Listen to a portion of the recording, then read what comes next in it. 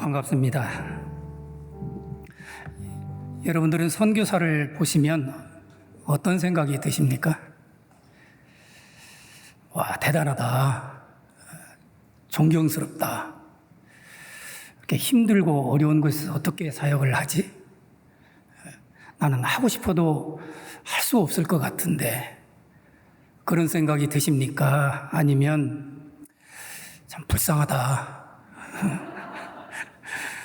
어쩌다 저렇게 됐지? 나 선교사 안 된 거 진짜 다행이야. 그렇게 생각하십니까? 제가 선교사 25년 생활을 하면서 느낀 거는 선교는 삶이다 하는 생각이 듭니다. 그저 평범한 삶입니다.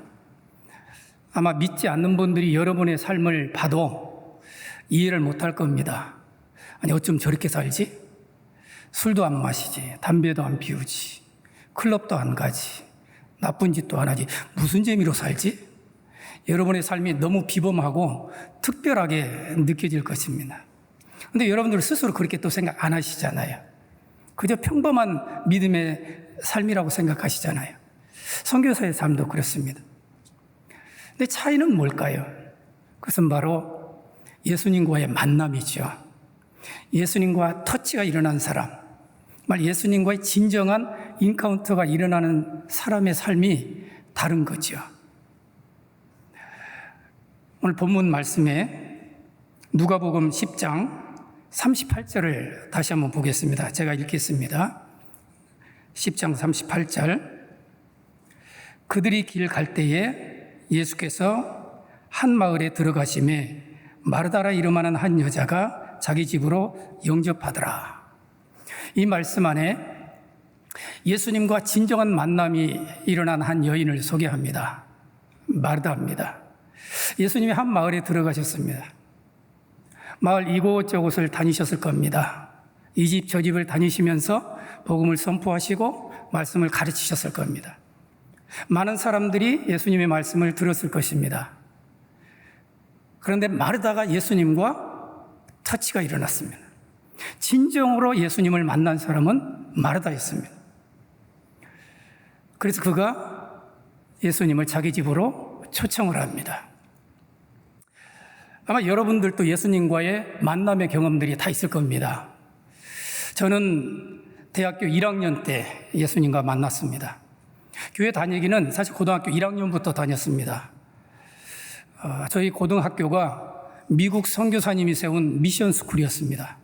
그래서 교회를 나가서 도장을 받아와야만 성경 과목 점수가 나왔습니다. 그래서 교회를 다녔습니다. 그런데 저는 참 완악한 은사가 있습니다. 3년 동안 교회를 다녔는데, 빠지지 않고 다녔는데도 믿어지지가 않습니다. 하나님께서 계시다는 존재 자체가 믿어지지 않았습니다. 그래서 교회를 끊었습니다. 1년 동안 이제 교회를 안 다니고 대학교 1학년 말이 됐는데 친한 친구가 어느 모임에 가자고 합니다. 그래서 어떤 모임인지도 모르고 그냥 재밌게 노는 캠프 정도로 생각하고 따라갔습니다. 그것은 CCC에서 주관하는 원단 금식 기도회였습니다. 들어가는 날부터 밥을 안 줍니다. 저는 밥 안 먹는 것이 그렇게 고통스럽고 힘든지를 몰랐어요. 눈이 팽팽 돌아가고 이 배의 앞가죽과 뒷가죽이 이렇게 붙어요.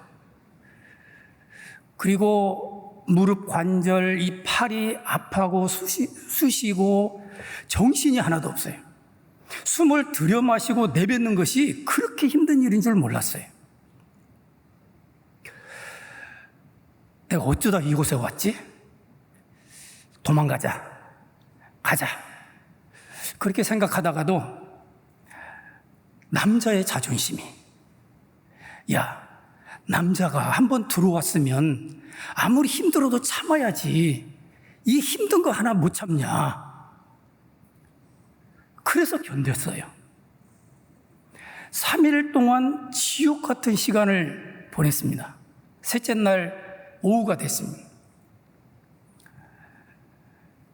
강의를 하는데 그 전 강의는 어떤 강의를 하셨는지 전혀 들어온 게 없었는데 그날 오후에 갑자기 한 말씀이 저에게 들어왔어요. 대단한 것도 아니었어요. 강사님이 이렇게 말씀하십니다. 우리가 기도를 하면 하나님께서 반드시 그 기도를 들어주신대요.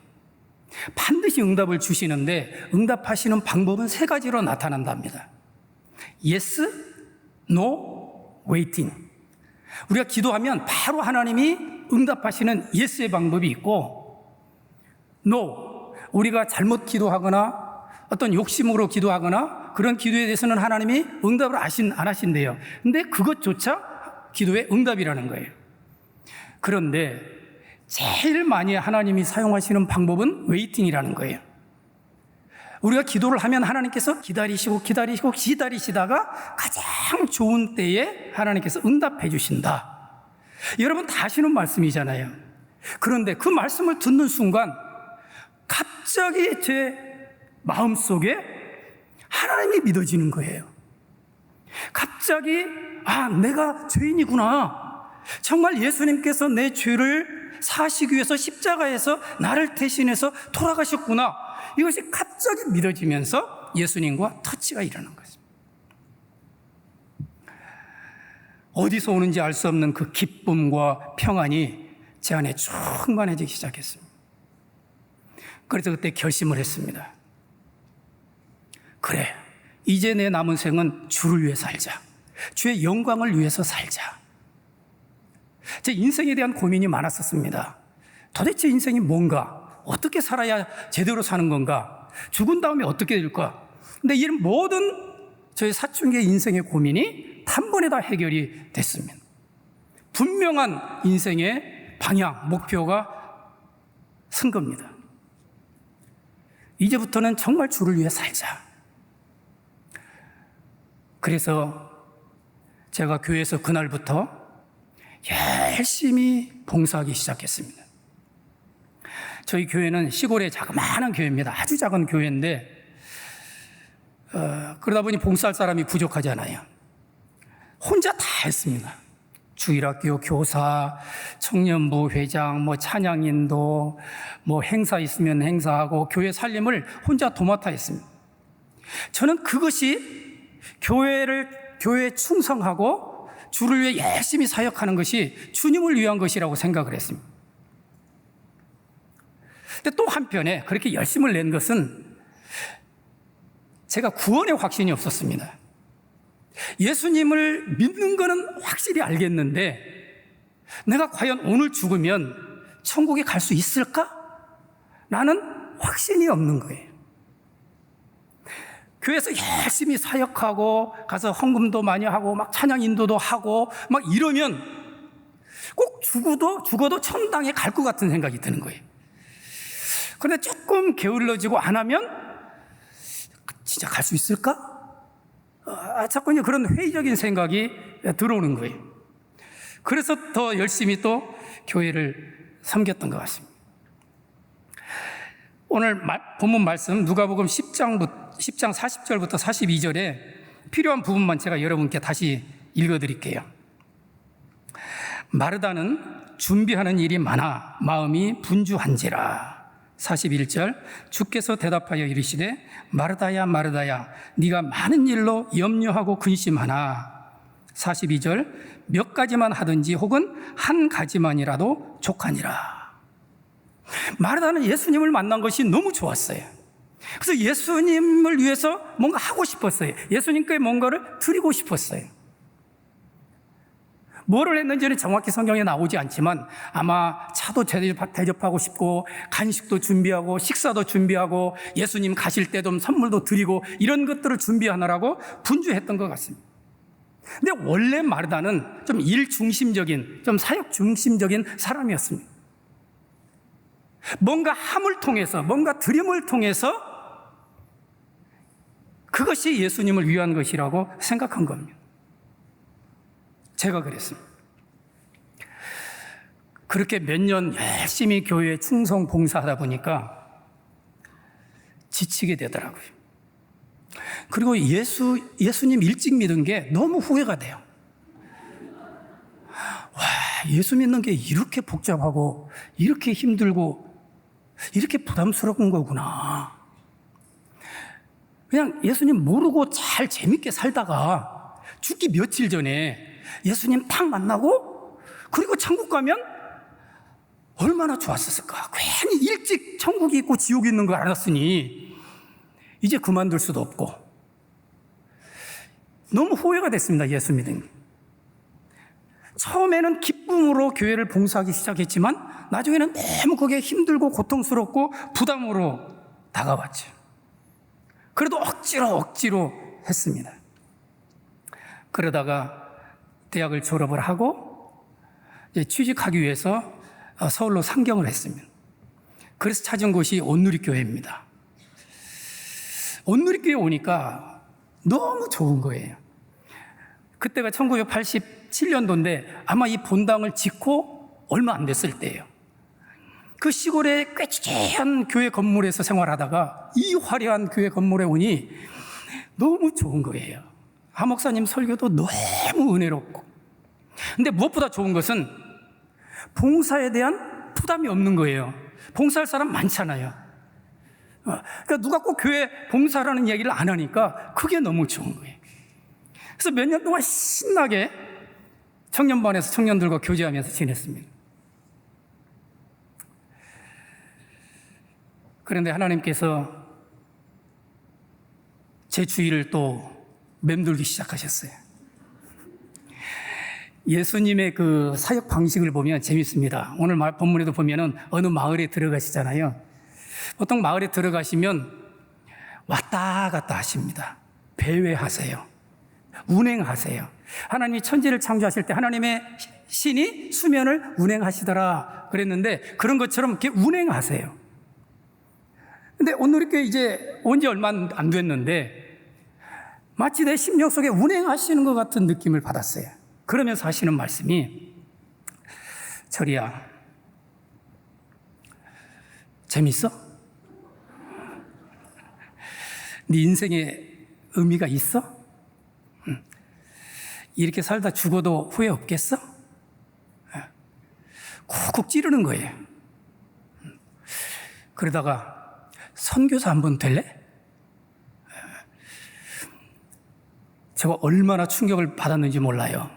왜냐하면 저는 선교사, 목사, 전도사 이거는 인간으로 태어나서 도저히 할 수 없는 일이라고 생각을 했어요.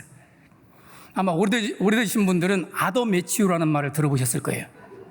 안이 꺾고 더럽고 메스껍고 치사하고 유치한 직업이 저는 이 목회자라고 생각을 했어요. 그래서 거절했죠, 당연히. 아니, 주님, 저 아시잖아요. 저 시골 촌놈이에요. 저 성경에 대해서 아는 것도 없어요. 설교를 한 번도 해본 적도 없어요. 신학도 안 했어요. 근데 어떻게 저보고 선교사로 가라고 그러세요? 그런데 그거 아세요? 제가 수수께끼 하나 내볼게요. 한번 알아맞혀 보세요. 상품은 없습니다. 바늘 있죠. 바늘로 등치 큰 코끼리를 죽이는 방법 아세요? 이거 아재 개그잖아요. 아마 아실 거예요. 있습니다. 방법이. 뭐예요? 바늘로 코끼리가 죽을 때까지 찌르는 거예요. 바늘로 그 작은 바늘로 등치 큰 코끼리 그 찍어봐야 뭐 아프기나 하겠어요? 근데 죽을 때까지 찌르는 거예요. 근데 예수님이 하시는 게 꼭 그거 같아요, 저한테는. 죽을 때까지 찔러요. 항복할 때까지. 그래서 제가 항복을 했습니다. 그리고 선교지로 나가기로 결단을 하고, 그래, 한 번 사는 인생 정말 의미 있게 한번 살아보자. 그리고 선교사는 얼마나 영광스러운 일이야. 또 죽어서 주님 앞에 가면 가장 칭찬받을 사람이 선교사 같은 거예요. 그래, 내 인생 한번 희생해서 정말 의미 있는, 보람 있는 삶을 한번 살아보자. 그리고 1996년에 저희가 몽골에 들어갔습니다. 당시에 몽골은 70년 동안의 공산주의 체제를 마감하고 1990년에 이제 개방 정책, 민주주의를 이제 채택한 나라입니다. 그러니까 1990년까지는 선교사가 한 명도 없었고, 당연히 교회도 하나도 없었고, 믿는 그리스도인이 제로로 보고던 나라입니다. 근데 이제 막 개방한 지 몇 년 되지 않았기 때문에 너무 가난하고 모든 시설들이 너무 열악했습니다. 교회도 몇 개 되지도 않고 크리스찬도 몇 명 되지도 않는 그런 상황이었습니다. 그런 곳에 갔으니 얼마나 할 일이 많아요. 그래서 내가 죽도록 충성하자, 생명의 면류관을 주리라, 죽도록 충성하라를 저는 죽도록 봉사하자, 이렇게 이해를 했기 때문에 몽골에 가서도 열심히 봉사하고 사역을 했습니다. 대학 청년들을 변화시키자. 그래서 대학가에 가서 이제 복음을 전하고, 예수님에 대해서 들어보셨어요? 그러면 눈을 동그랗게 떠요. 그게 뭔데요? 음식 이름이에요? 어디 장소 이름이에요? 그렇게 물어보는 눈빛이에요. 성경을 아세요? 성경도 몰라요. 그런 대학생들에게 이제 복음을 전하고, 또 단기팀들이 오면, 이제 단기팀들이 오실 때 이렇게 자그마한 콘서트 같은 걸 준비해 오시면 이제 도시나 지방에 가서 그냥 문화 전도 사역을 하는 거죠. 그러니까 열심히 전도 사역도 하고, 또 영접한 사람이 있으면 그 사람들을 또 1:1 제자 양육도 하고, 그룹으로 양육도 하고, 그래서 자연스럽게 교회를 개척하고, 도시의 교회가 개척이 되면 또 지방에 가서 시골에 가서 교회를 개척을 하고, 또 신학교에서 강의도 하고, 평신도였지만, 또 선교사들이 이제 막 들어오기 시작했는데, 우리 선교사 자녀들이 공부할 데가 없어요. 그래서 선교사들이 연합을 해서 선교사 자녀 학교를 몽골에 세웠어요. 처음부터 열심히 또 그 선교사 자녀 학교에 참여하고, 나중에 또 교장으로 섬기고, 하여튼 죽도록 열심히 충성을 했습니다. 그렇게 6년이 지났습니다. 그 사역의 결론은 짜증과 불평과 원망이었습니다. 제가 40절을 다시 읽어드릴게요. 누가복음 10장 40절. 마르다는 준비하는 일이 많아 마음이 분주한지라 예수께 나아가 이르되, 주여, 내 동생이 나 혼자 일하게 두는 것을 생각하지 아니하시나이까? 그를 명하사 나를 도와주라 하소서. 여러분, 성경은요, 소설이나 드라마처럼 기록이 안 돼 있어요. 아주 담담하게 기록이 되어 있습니다. 그래서 우리가 성경 말씀 속에 있는 감정을 찾아 읽어야 돼요. 그래야 말씀이 살아나요. 말씀의 맛이 느껴져요. 자, 마르다가 예수님께 와서 이렇게 말했을까요? 주여, 내 동생이 나 혼자 일하게 두는 것을 생각하지 아니하시나이까? 그를 명하사 나를 도와주라 하소서, 이렇게 말했을까요? 그렇게 안 했겠죠, 당연히. 어떻게 말했겠어요? 주여! 저렇게 바쁘게 일하는 거 안 보이세요? 제 동생이 지금 저 도와주지도 않고 예수님 앞에 앉아가지고 말이나 듣고 있는데 왜 그냥 두세요? 아니, 내가 와서 이 얘기 하기 전에 좀 센스 있게 내 동생 보고 이야기를 해서 좀 저를 좀 도와주라고 하시지, 어떻게 말도 안 하세요? 좀 지금이라도 좀 하세요. 그랬을 거 아니에요. 짜증이죠, 불평이죠, 원망이죠. 그렇게 되더라고요. 근데 그 화살이 누구에게 가겠어요? 저희 아이들과 아내에게 가겠죠. 저희 아내는 아주 순백의 여자입니다. 아주 홀리한 여자예요. 오늘 함께 오려고 그랬는데 좀 아파가지고 못 왔습니다. 이 목회자 가정에서 태어나서 그 어렸을 때부터 이제 사녀 일남 중에 사녀로 태어났는데, 매일 저녁 식사를 하고 나면 풍금 주위에 이렇게 모여서 가족들이 찬양하고 예배하는 것을 그렇게 좋아했대요. 그래서 그런 분위기 속에서 자라났기 때문에 전혀 세상 때가 묻지 않은 여자예요. 벌써 대학교 1학년 때 쑥대밭이라고 소문난 쑥대 성악과를 전공을 했는데 쑥대 다니신 분 죄송합니다. 전공 공부는 뭐 제쳐두고 CCC에 들어가서 열심히 뭐 전도하고 찬양하고 하여튼 오직 주를 위해 그런 자매였습니다. 근데 저희가 이제 선교지에 갈 때는 2살짜리 남자아이와 8개월 된 남자아이 둘이 있었습니다. 그리고 이제 얼마 있지 않아서 이제 셋째 딸이 또 생겨서 이나 밀려가 됐는데 이 짜증과 불평과 원망이 아내로 향하는 거예요. 모든 게 짜증스러운 거예요. 저희 8개월 된 아이가 몽골에 갔을 때 8개월 되면 아직 말이 트이지 않은 때잖아요. 한국말이 아직 트이지 않은 상황에서 몽골 말을 계속 들어서 그러는지 얘가 언어에 혼돈을 일으켰나 봐요. 5살이 됐는데 말이 안 돼요. 말을 못 해요. 그러니까 본인도 얼마나 답답하겠어요.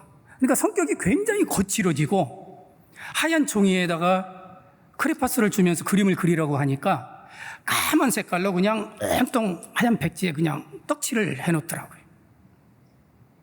그래서 굉장히 심각했죠. 그러면 제가 노골적으로 아내한테 이야기는 안 하지만 눈빛으로 말하잖아요. 아니 집안에 있으면서 나는 밖으로 사역하느라고 밖으로 열심히 돌아다니지만 당신은 집안에서 아이 좀 제대로 교육해야지. 애들 교육도 제대로 못하고 이게 뭐냐. 한 번은 아내가 여보 한국에서 그 전기밥솥 좋은 게 들어왔다는데 그거 사면 안 될까요? 그럼 좀 사주면 되잖아요. 몽골에서 밥해 먹는 게 몽골 쌀도 좋지도 않고 밥이 좀 꼬들꼬들하게 돼야 되는데 지퍽하게 돼서 맛도 없고 그러는데 좋은 밥솥 하나 있으면 좋잖아요. 네. 아니 이 여자가 속으로 당신 선교사 맞아? 우리가 여기가 다른 사람처럼 밥 잘 먹고 잘 살라고 왔어? 왜 이렇게 헌신도가 이렇게 부족해? 그리고 성도님들이 어렵게 한 푼 두 푼 모아서 성교비 보내주는데 성교비를 그래 밥솥 사는데 써야 되겠어? 이제 그렇게 막 정죄하고 비판하고 짜증하는 막 그 레이저 눈빛이 가는 거죠. 그러다 보니까 그렇게 홀리하고 헌신됐던 아내가 무너지더라고요. 어느 날 한국에 나왔는데 자기 몽골에 안 들어가겠대요. 아니, 저보다 먼저 선교 헌신하고 저보다 더 열정적이었던 아내가 이제 선교 안 하겠다고 그래서 제가 얼마나 충격을 받았는지 몰라요. 도대체 뭐가 문제일까? 그것뿐만이 아니었어요. 주님과의 관계가 뭔가 뒤틀리기 시작을 했어요. 그러니까 누가복음 10장 40절 뒷부분에 이렇게 말합니다. 마르다가 주여 내 동생이 나 혼자 일하게 두는 것을 이렇게 하잖아요. 여기서 마르다가 예수님을 부를 때 뭐라고 그래요? 선생님이요 그렇게 안 합니다. 뭐라고 그래요? 주여. 주여 그 말은 뭐예요? 당신은 주인이시고 나는 종입니다. 종이 주인에게 명령할 수 있나요? 안 되죠. 그거는 큰일 날 일이죠. 주인이 종에게 명령을 해야지 종이 주인에게 명령할 수가 없잖아요. 그런데 지금 마르다가 예수님께 주인에게 명령을 합니다. 내 동생한테 저를 좀 도와주라고 좀 이야기하세요 라고 명령을 합니다. 관계가 예수님과의 관계가 정상적이지가 않은 거예요. 뒤틀리기 시작한 거예요. 사랑의 관계라고 보기가 어려워요. 제가 그렇게 되더라고요. 주님의 이름을 불러도 아무런 감동도 없고 기쁨도 없고 주님의 음성도 들려오지도 않아요. 선교사가 그러한 상태가 되니까 너무나 큰 갈등과 고민이 옵니다. 선교사 그만해야 되나? 한국으로 돌아가야 되나? 근데 한국 가면 뭐 해 먹고 살지? 전에 일했던 직장에 다시 들어가기도 어렵고. 그러니까 선교사가 그런 생각이 미치니까 너무 비참한 거예요. 그러다가 안식년도 이미 지났고 좀 쉬어야 되겠다. 그리고 하나님의 인도하심도 있고 그래서 미국으로 신학을 하러 가게 됐습니다. 미국 생활은 돈 없으면 너무 비참하더라고요. 너무 비참하고 되지도 않는 영어 가지고 공부하려니 너무 힘들고 그야말로 지옥 같은 시간을 또 그곳에서 보냈습니다. 어쨌든 학업을 마쳤어요. 신학을 마치고 다시 몽골에 들어가려고 하니 너무 마음이 심란한 거예요. 왜냐하면 저는 공부를 하면, 신학을 하면 그 신학이 나를 회복도 해주고 나를 변화시킬 줄 알았어요. 그런데 내 모습을 보니까 전혀 변화된 게 없어요. 여전히 어두운 터널에서 헤매고 있는, 방황하고 있는 내 자신이에요. 어떻게 해야 되나 고민하고 있던 차에 어떤 세미나에 참석을 하게 됐습니다. 그 목사님의 말씀 가운데 갑자기 저에게 천둥처럼 울려져 오는 말씀이 있었습니다. 그게 뭐냐면 기도에 목숨을 걸어라.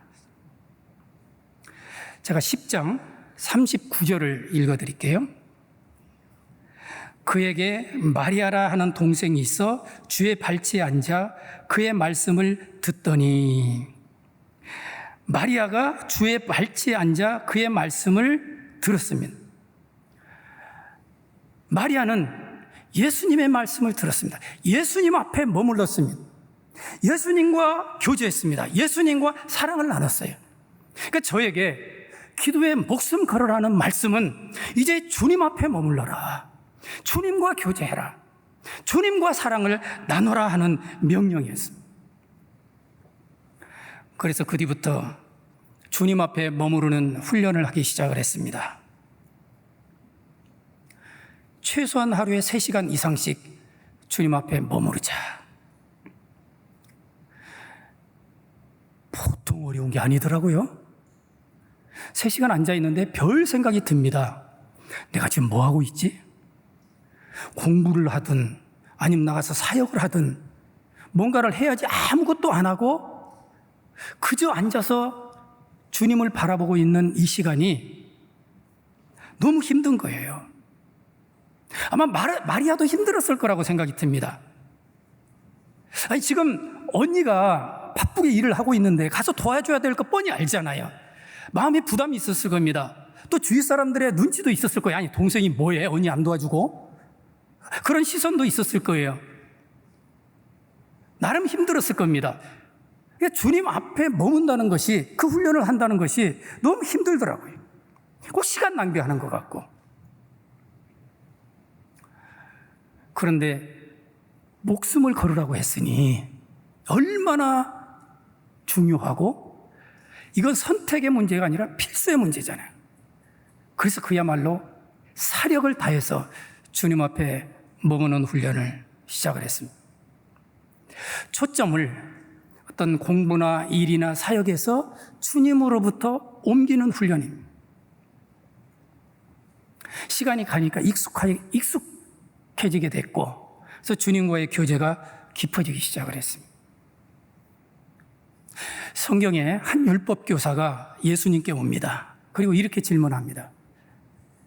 선생님, 구약의 모든 율법 중에 어떤 계명이 가장 중요하고 큽니까? 구약의 10계명 외에 613개의 계명이 있습니다. 이 모든 계명 중에 어떤 계명이 가장 중요합니까? 이렇게 질문하는 겁니다. 예수님께서 단호하고 분명하게 뭐라고 말씀하시죠? 네, 힘을 다하고 마음을 다하고 뜻을 다하고 목숨을 다하여 주 여호와 너의 하나님을 사랑하라. 내게 있는 모든 것을 동원해서 내 몸으로, 내 마음으로, 내 영으로, 내 의지로 모든 것을 동원해서 네가 정말 힘써야 할 것이 하나 있는데 그것은 바로 주 하나님을 사랑하는 것이다.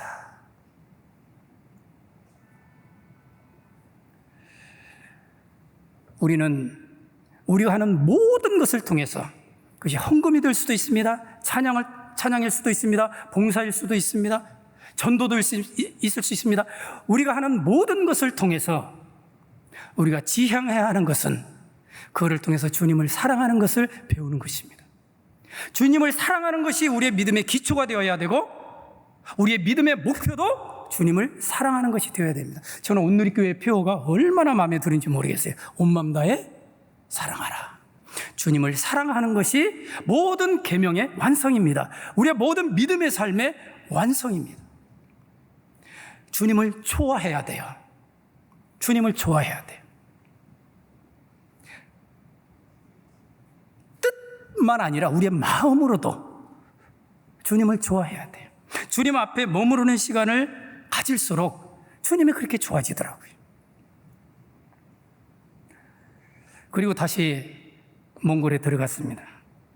몽골에 들어가서 이제는 먼저 사역할 게 아니라 먼저 주님 앞에 머무르는 시간을 갖자. 그래서 한 교회 개척을 이제 목표로 하고 한 50명 정도 들어갈 수 있는 작은 방을 임대를 해서 새벽 기도부터 시작을 했습니다. 저희 가족 5명이 이제 시작을 했습니다. 며칠 지났는데 한 40 정도 된 어떤 아줌마가 찾아왔어요. 여기 뭐 하는 곳이냐고. 그래서 앞으로 교회 할 곳이라고 그랬더니 그러면 자기도 나오면 안 되냐고. 오브 콜스죠. 나와도 되죠. 나오세요. 나오겠대요. 내일부터 이제 새벽 기도에. 근데 기대를 안 했습니다. 왜냐하면 몽골 사람들은 말 따로 행동 따로거든요, 거의. 그래서 기대를 안 했는데 그 다음날 나오는 거예요. 어쩌다 나왔겠지. 근데 그 다음날 또 나오고 계속 나오는 거예요. 몽골에서는 사실 이 종교 활동이 자유롭지 않기 때문에 전도하는 게 조심스럽거든요. 전도도 안 했는데 스스로 알아서 나오는 거예요.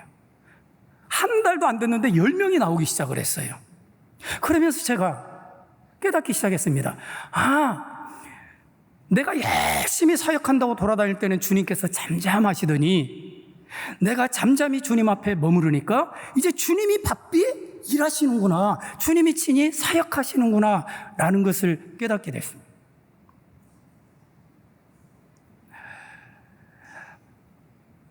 이제 하루는 저는 이제 그 새벽 기도 마치고 개인 기도 시간에 이제 강단에 올라와서 이렇게 기도를 했는데, 하루는 기도를 하는데 강력한 마음의 감동이 와요. 저 소구라라는 이름입니다. 소구라라는 자매를 위해서 기도하라라는 감동이 와요. 근데 그 소구라라는 자매는 어떤 자매였냐면 일남 일녀를 둔 엄마였습니다. 한 40 가까이 된 엄마였는데 남편이 처자식을 버리고 다른 젊은 여자하고 눈이 맞아서 가버렸어요.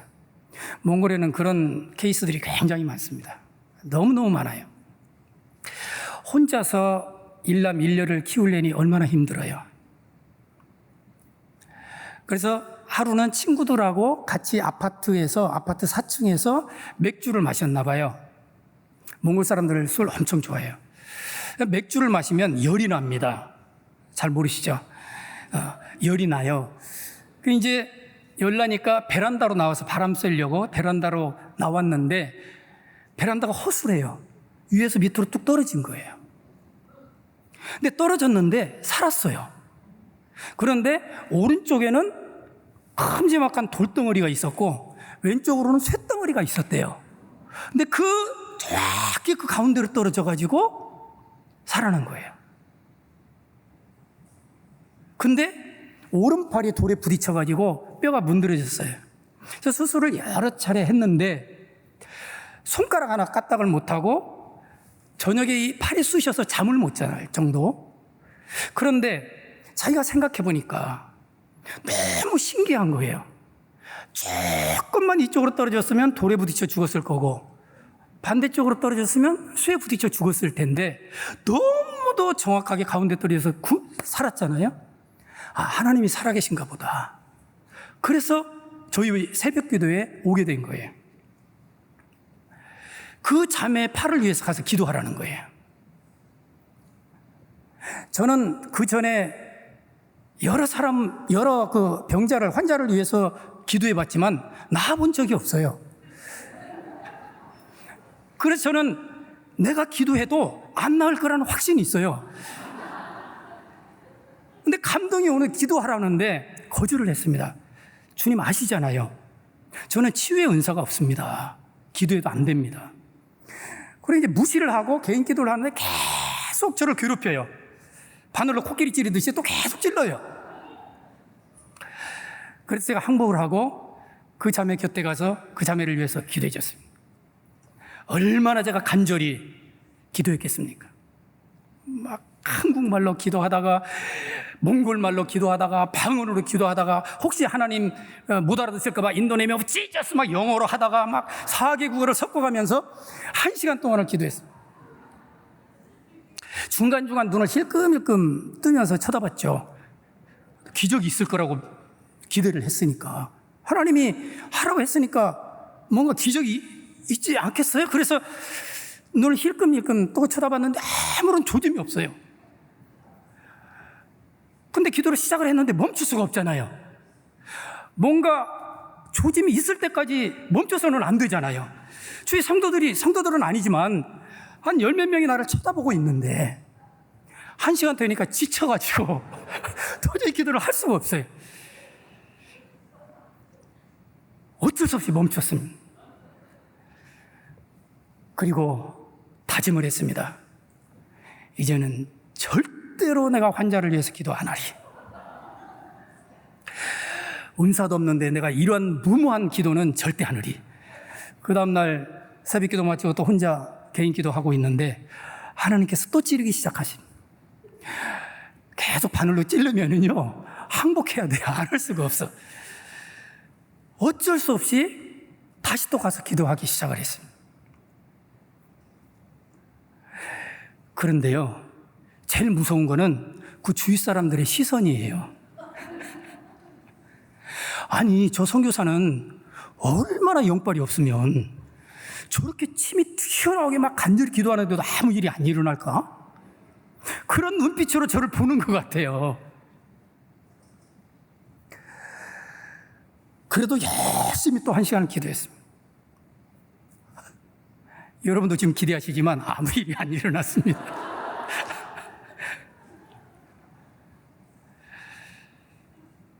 그 다음날 또 개인 기도하는데 또 기도하라는 거예요.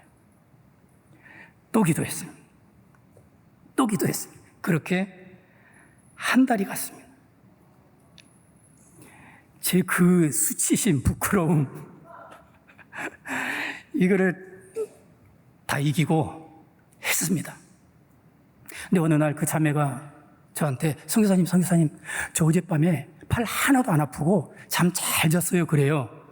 그래서 속으로 당연히 그래야지. 내가 한 달 동안 너를 위해서 그 온 마음을 다해서 기도해 줬는데 그 정도의 정신적인 위로는 받아야지.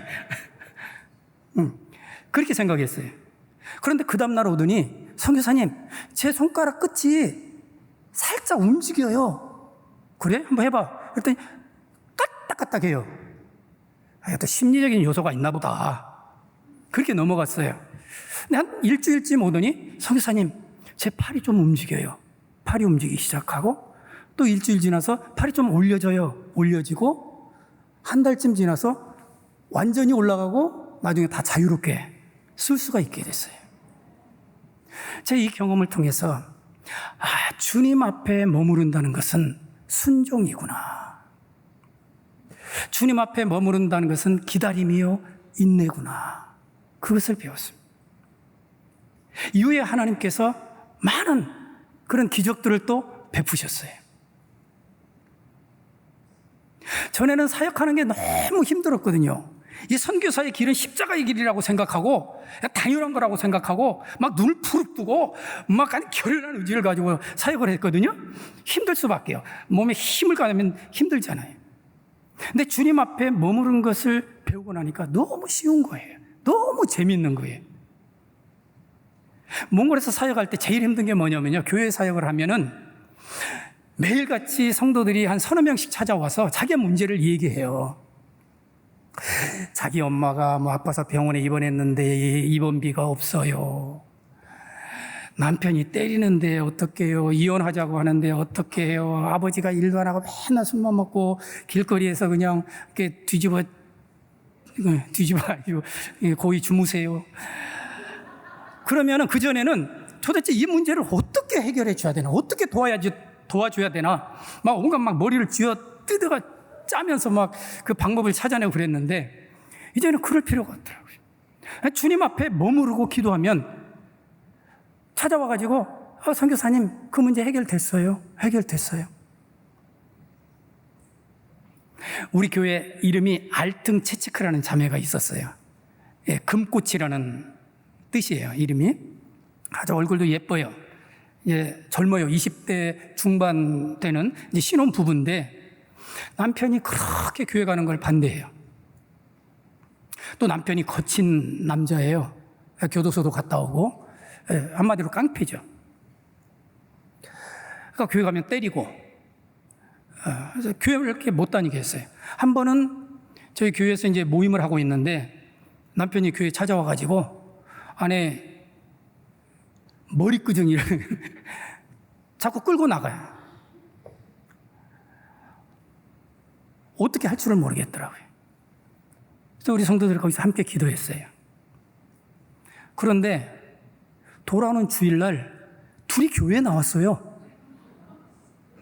아니, 언제 그런 일이 있었냐는 듯 저를 찾아오면서 너무 반갑게, 제가 적응이 안 돼가지고 이랬는데 너무 반갑게 인사를 하고 둘이 그렇게 왔어요.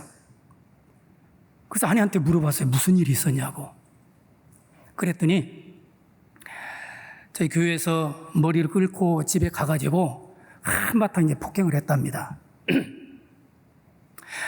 잔뜩 때리고 성경책을 다 찢어버리고 불을 태웠대요. 여러분, 어려서부터 불장난하면 오줌 마렵다는 이야기가 있잖아요. 이제 화장실을 가고 싶었나 봐요.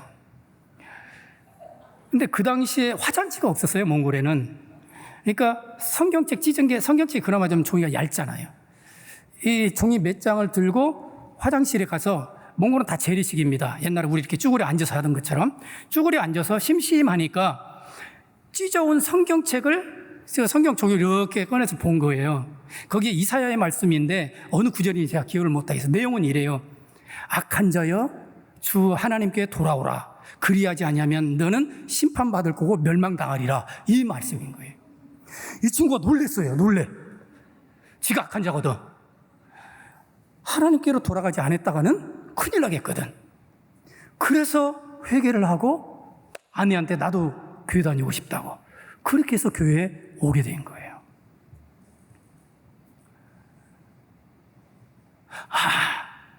주님 앞에 머무를 때 문제 해결도 주님이 하시는구나. 그거를 배웠습니다. 여러분, 선교에 세 축이 있습니다. 선교의 3요소입니다. 선교를 지탱하는 세 개의 기둥이 있는데, 그거는 첫 번째는 선교사입니다. 그죠? 교회에서 파송을 받고 선교 현장으로 가서 현지인들을 직접 만나는 선교사가 있어야 선교가 있지요. 두 번째는 동원입니다. 선교의 비전을 제시하고 선교에 동원하고 하는 그런 동원 사역이 필요합니다. 세 번째, 중보 기도입니다. 주님 앞에 머무르는 거죠. 선교사만 있고 동원만 있어서는 선교가 이루어질 수가 없습니다. 중보 기도가 있어야 됩니다. 주님 앞에 머물러서 주님과 교제하며 사랑을 나누며 주님께 기도하는 그런 중보 기도가 선교의 중요한 기둥입니다. 제가 선교에 25년을 지내면서 수많은 사건들을 겪었습니다. 뭐죠? 집단으로 폭행을 당하기도 하고, 강도를 만나기도 하고, 또 차를 타고 운전하고 가는데 갑자기 앞바퀴가 빠져나가고 차는 그냥 푹썩 주저앉는 아찔한 경험도 하고, 2, 3년 전에는 저희가 여름에 단기팀이 와서 시골에서 주일 여름 성경학교를 하는데 다 성경학교 마치고 집으로 아이들이 돌아가는데 그 짧은 시간에 폭우가 내려가지고 그 마을을 다 휩쓸어 버렸어요. 그 와중에 5 아이가 물에 휩쓸려 갔어요. 3명이 다치고 2명이 죽었어요. 그것 때문에 경찰서에 불려가가지고 아주 곤혹을 치르기도 하고 여러 사건들을 경험했습니다. 지금 이제 아내가 사실은 오늘 함께 오려고 했는데 못 왔던 게 유방암에 걸려가지고 이제 항암 치료, 수술, 항암 치료, 방사선 치료 다 마치고 지금은 이제 회복 중에 있는데 이런 많은 일들을 겪습니다. 그럼에도 불구하고 선교사가 오뚜기처럼 다시 일어나고 다시 힘을 내고 다시 달려갈 수 있는 그 비결은 뭘까? 다른 게 없어요. 아무리 가만히 생각해 봐도 다른 비결이 없습니다. 주님의 팔치에 앉아서 기도하는 그 성도들의 기도의 힘인 거죠. 결론적으로 누가복음 10장 42절을 읽고 말씀을 마무리하겠습니다. 10장 42절에 몇 가지만 하든지 혹은 한 가지만이라도 족하니라. 마리아는 이 좋은 편을 택하였으니 빼앗기지 아니하리라 하시니라. 예수님께서 분명하게 인정을 하셨습니다. 마리아는 좋은 편을 택했다는 것입니다. 좋은 편이 뭐예요? 주님 발치에 앉아 머무는 것입니다. 주님과 교제하는 것입니다. 주님의 말씀을 듣고 주님의 음성을 듣는 것입니다. 그것이 좋은 것입니다. 사역이 잘못됐다고 예수님께서 말하지 않으셨어요. 그러나 지나치게 사역에 투자하고 분주하게 생활하는 것을 예수님이 지적하신 거죠. 우선순위를 지적하신 것입니다. 사역은 너무나 중요합니다. 봉사하는 건 너무 중요합니다. 해야 됩니다. 그러나 주님 앞에 머무르는 시간까지 희생하는 것은 좋은 것이 아니라는 겁니다. 주님 앞에 머물러야 합니다. 우리는 그동안 너무나 바빴는지 모릅니다. 그래서 하나님께서 이 코로나 시기를 허락하셨는지도 모릅니다. 지금의 시기는 더욱 주님 앞에 머무르고 더욱 주님과 교제를 깊이 다지는 그러한 시간이 되어야 할 것입니다.